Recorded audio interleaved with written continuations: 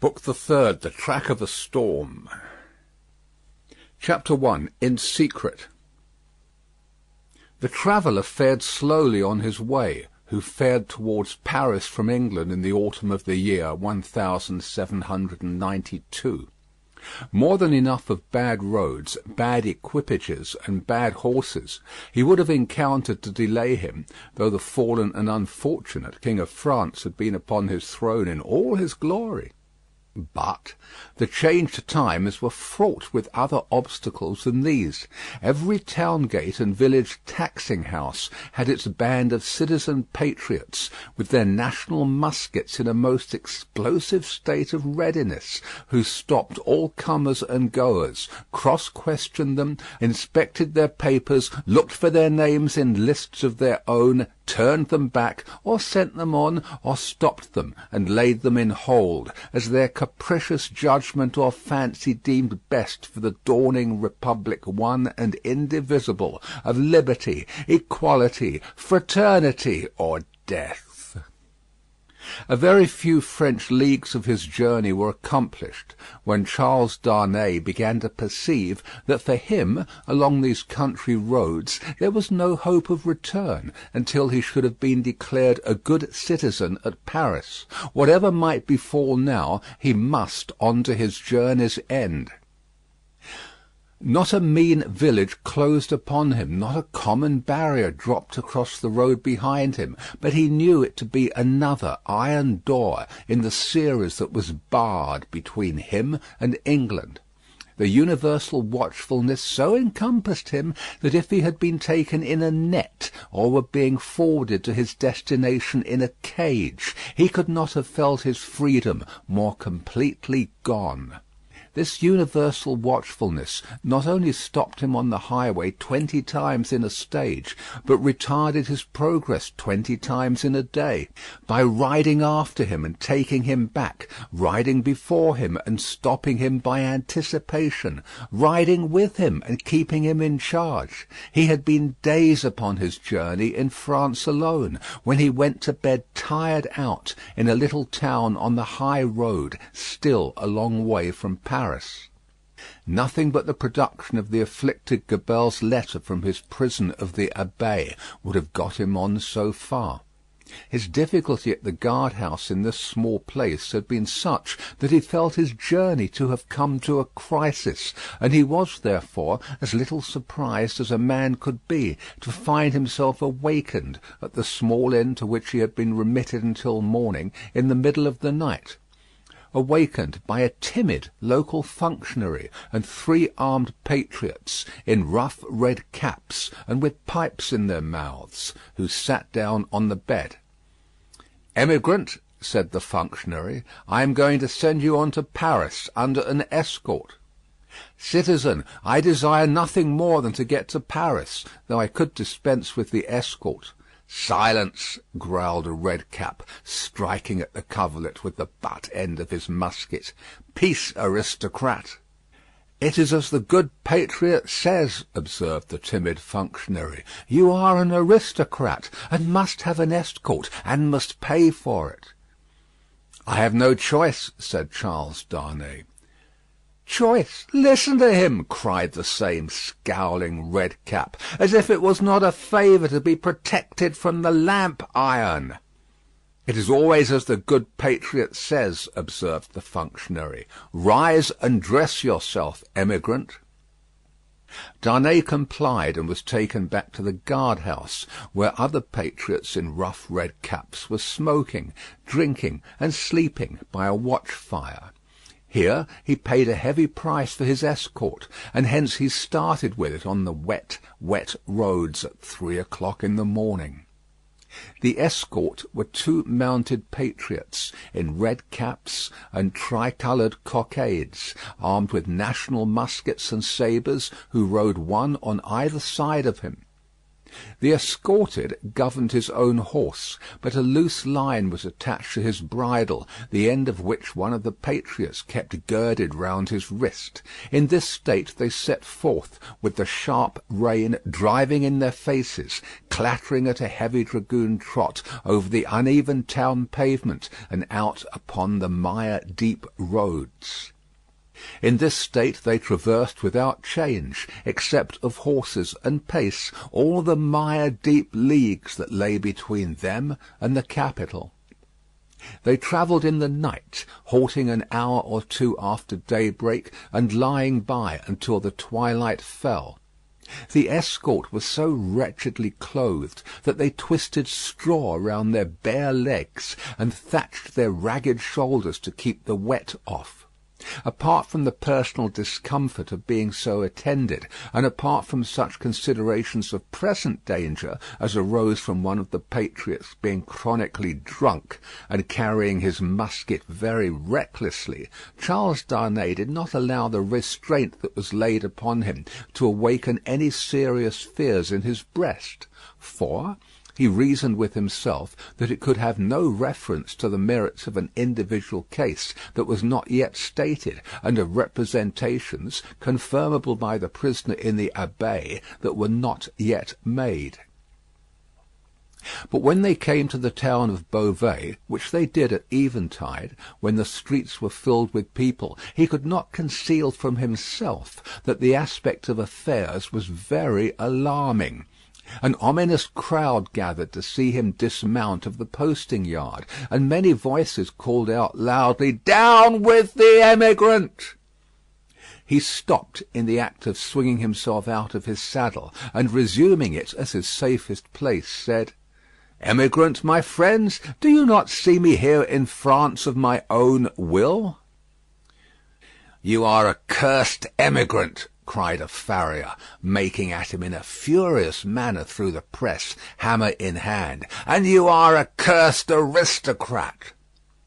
The postmaster interposed himself between this man and the rider's bridle, at which he was evidently making, and soothingly said, "Let him be, let him be. He'll be judged at Paris." "Judged," repeated the farrier, swinging his hammer. "Ay, and condemned as a traitor." At this the crowd roared approval. Checking the postmaster, who was for turning his horse's head to the yard, the drunken patriot sat composedly in his saddle looking on, with the line round his wrist. Darnay said, as soon as he could make his voice heard, "Friends, you deceive yourselves, or you are deceived. I am not a traitor."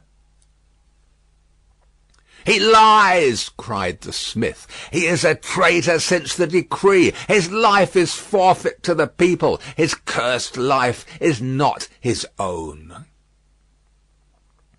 At the instant when Darnay saw a rush in the eyes of the crowd, which another instant would have brought upon him, the postmaster turned his horse into the yard, the escort rode in close upon his horse's flanks, and the postmaster shut and barred the crazy double gates. The farrier struck a blow upon them with his hammer, and the crowd groaned, but no more was done. "What is this decree that the smith spoke of?"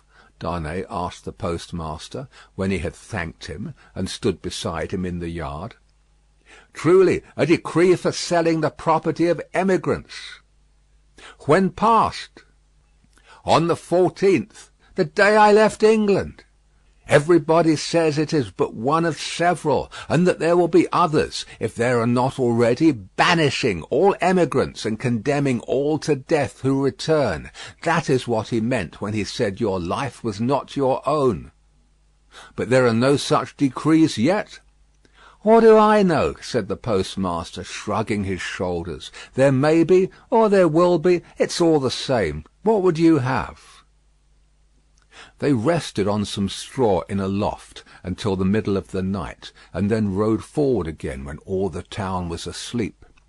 Among the many wild changes observable on familiar things which made this wild ride unreal, not the least was the seeming rarity of sleep. After long and lonely spurring over dreary roads, they would come to a cluster of poor cottages, not steeped in darkness, but all glittering with lights, and would find the people in a ghostly manner in the dead of the night, circling hand in hand round a shrivelled tree of liberty, or all drawn up together singing a liberty song.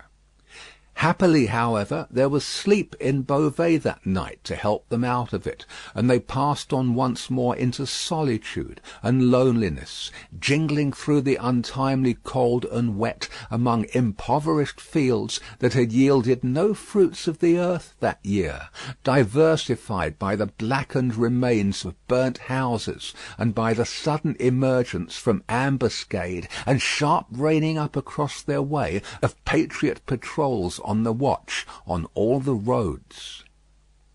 Daylight at last found them before the wall of Paris. The barrier was closed and strongly guarded when they rode up to it. "Where are the papers of this prisoner?" demanded a resolute-looking man in authority who was summoned out by the guard.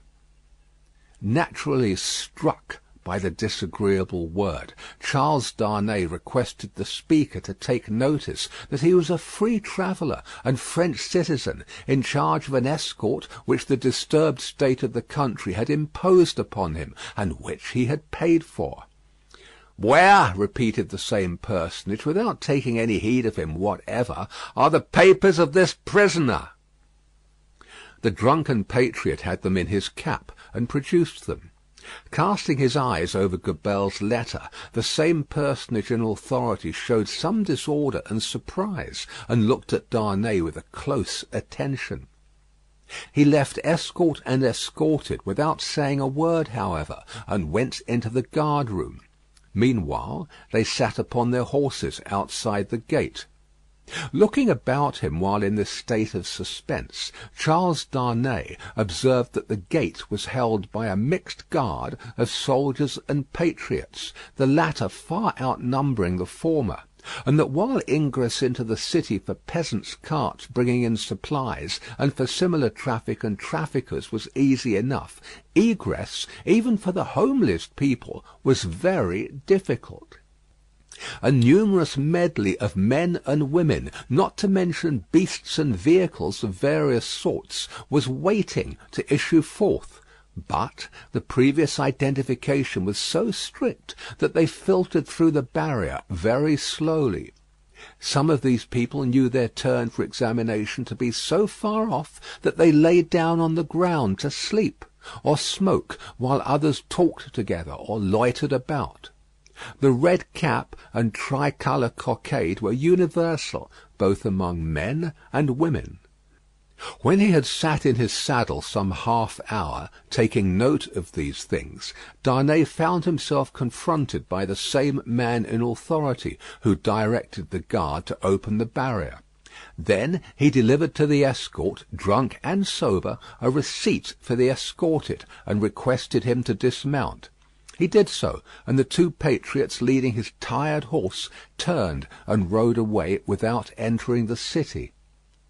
He accompanied his conductor into a guard-room, smelling of common wine and tobacco, where certain soldiers and patriots, asleep and awake, drunk and sober, and in various neutral states between sleeping and waking, drunkenness and sobriety, were standing and lying about.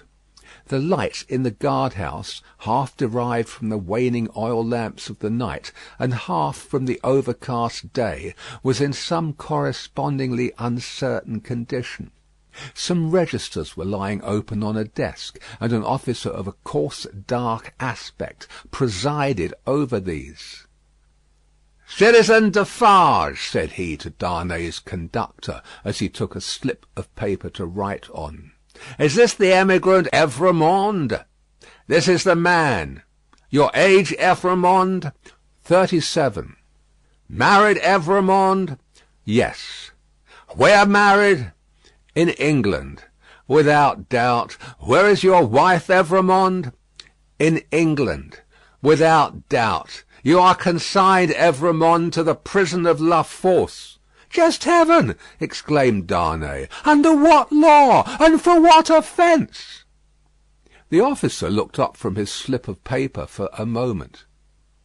"We have new laws, Evrémonde, and new offences since you were here." He said it with a hard smile, and went on writing. "I entreat you to observe that I have come here voluntarily, in response to that written appeal of a fellow countryman which lies before you. I demand no more than the opportunity to do so without delay. Is not that my right?" "Emigrants have no rights, Evrémonde," was the stolid reply. The officer wrote until he had finished, read over to himself what he had written, sanded it, and handed it to Defarge, with the words, "In secret." Defarge motioned with the paper to the prisoner that he must accompany him. The prisoner obeyed, and the guard of 2 armed patriots attended them.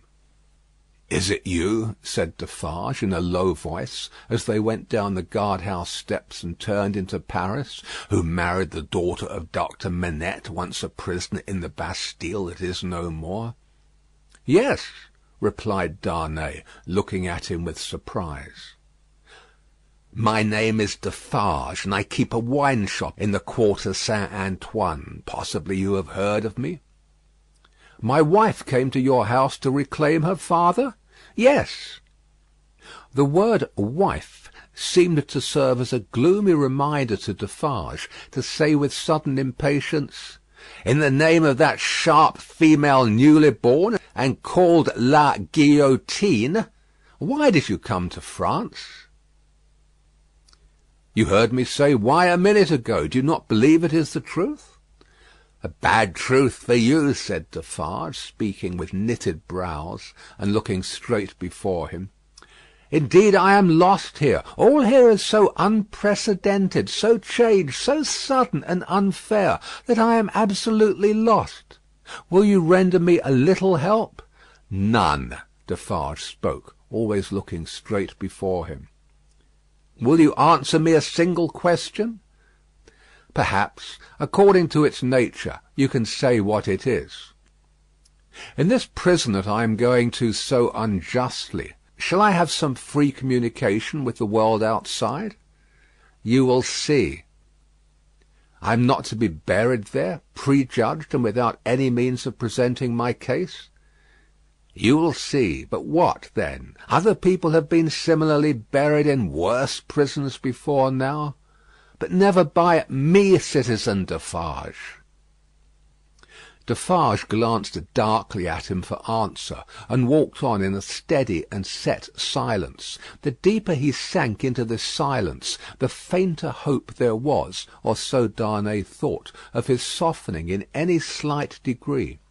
He therefore made haste to say, "It is of the utmost importance to me, you know, citizen, even better than I, of how much importance, that I should be able to communicate to Mr. Lorry, of Tellson's Bank, an English gentleman who is now in Paris, the simple fact, without comment, that I have been thrown into the prison of La Force.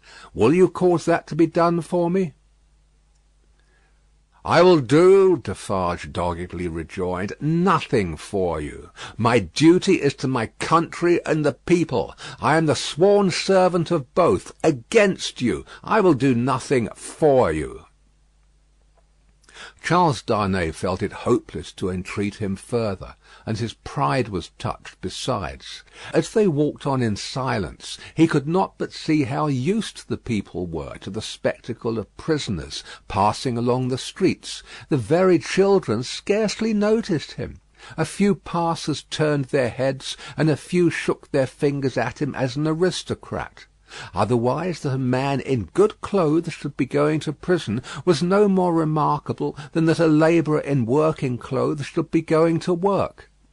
In one narrow, dark, and dirty street through which they passed, an excited orator, mounted on a stool, was addressing an excited audience on the crimes against the people of the king and the royal family. The few words that he caught from this man's lips first made it known to Charles Darnay that the king was in prison, and that the foreign ambassadors had one and all left Paris. On the road, except at Beauvais, he had heard absolutely nothing. The escort and the universal watchfulness had completely isolated him. That he had fallen among far greater dangers than those which had developed themselves when he left England, he of course knew now. That perils had thickened about him fast, and might thicken faster and faster yet, he of course knew now. He could not but admit to himself that he might not have made this journey if he could have foreseen the events of a few days. And yet his misgivings were not so dark as, imagined by the light of this later time, they would appear. Troubled as the future was, it was the unknown future, and in its obscurity there was ignorant hope. The horrible massacre, days and nights long, which, within a few rounds of the clock, was to set a great mark of blood upon the blessed garnering time of harvest, was as far out of his knowledge as if it had been 100,000 years away. The sharp female newly born, and called La Guillotine, was hardly known to him, or to the generality of people, by name.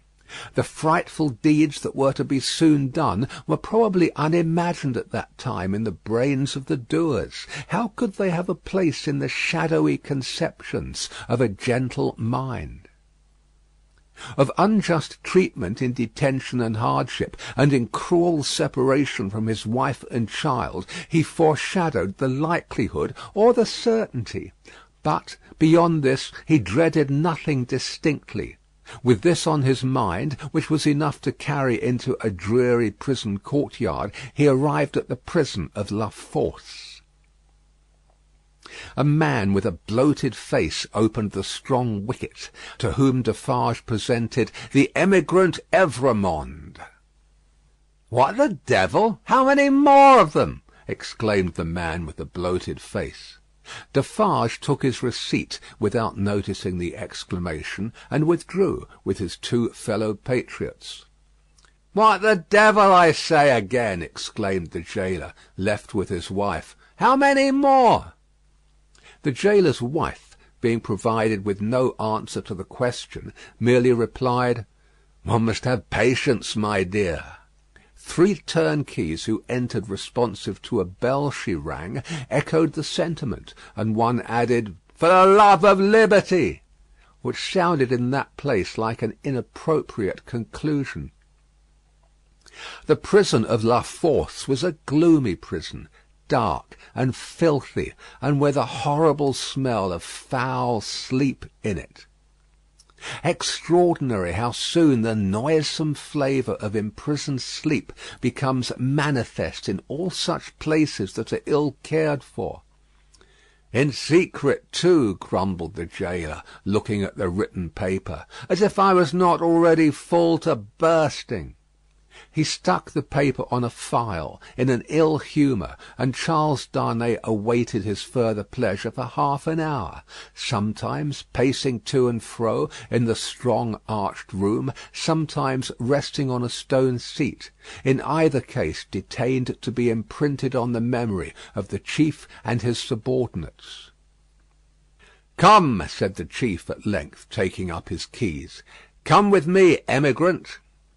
Through the dismal prison twilight, his new charge accompanied him by corridor and staircase, many doors clanging and locking behind them, until they came into a large, low, vaulted chamber, crowded with prisoners of both sexes. The women were seated at a long table, reading and writing, knitting, sewing, and embroidering. The men were for the most part standing behind their chairs, or lingering up and down the room. In the instinctive association of prisoners with shameful crime and disgrace, the newcomer recoiled from this company. But the crowning unreality of his long unreal ride was, their all at once rising to receive him, with every refinement of manner known to the time, and with all the engaging graces and courtesies of life.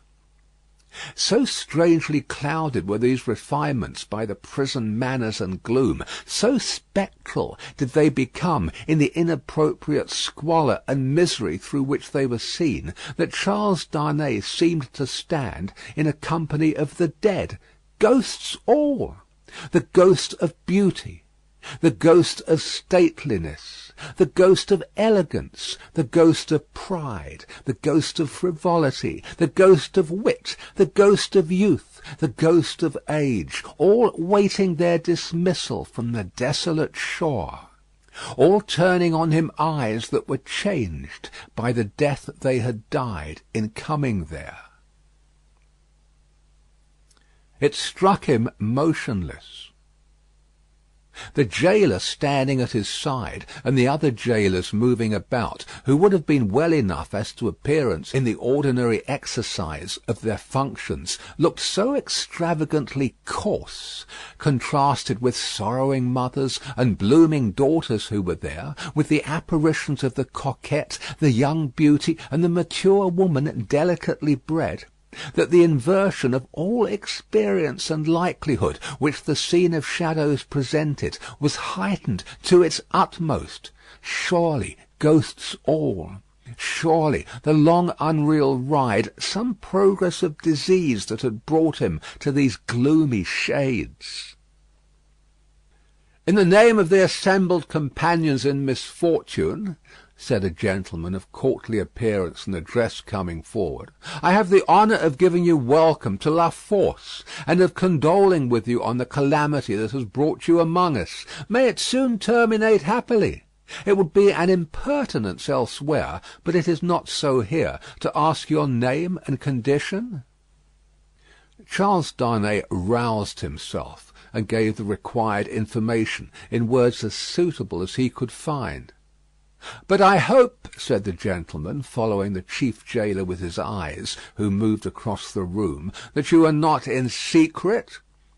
"I do not understand the meaning of the term, but I have heard them say so." "Ah, what a pity! We so much regret it. But take courage. Several members of our society have been in secret at first, and it has lasted but a short time." Then he added, raising his voice, "I grieve to inform the society in secret." There was a murmur of commiseration as Charles Darnay crossed the room to a grated door where the gaoler awaited him, and many voices, among which the soft and compassionate voices of women were conspicuous, gave him good wishes and encouragement. He turned at the grated door to render the thanks of his heart. It closed under the gaoler's hand, and the apparitions vanished from his sight for ever. The wicket opened on a stone staircase leading upward. When they had ascended 40 steps, the prisoner of half an hour already counted them, the gaoler opened a low black door, and they passed into a solitary cell. It struck cold and damp, but was not dark. "Yours," said the gaoler. "Why am I confined alone? How do I know?" "I can buy pen, ink, and paper." "Such are not my orders. You will be visited, and can ask then.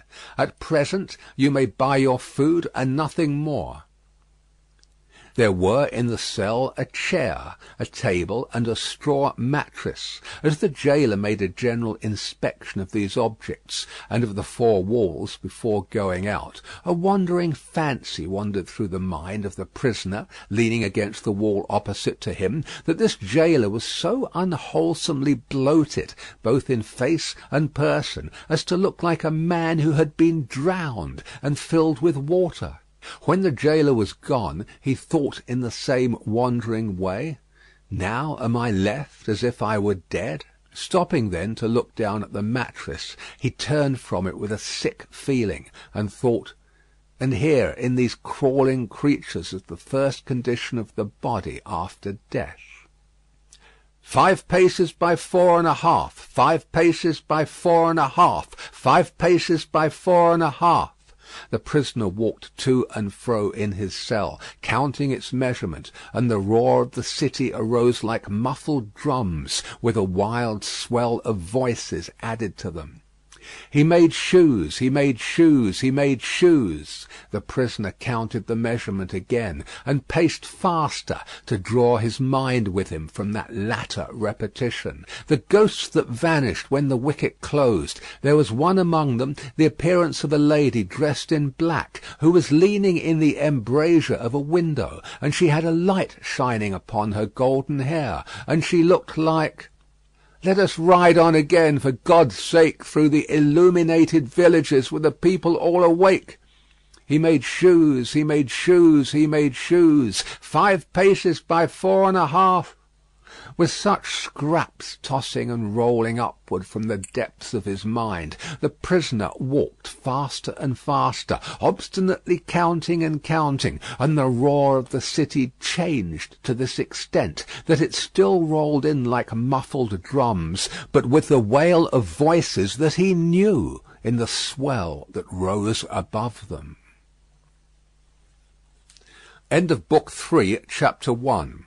Recording by Paul Adams. www.yawnguy.com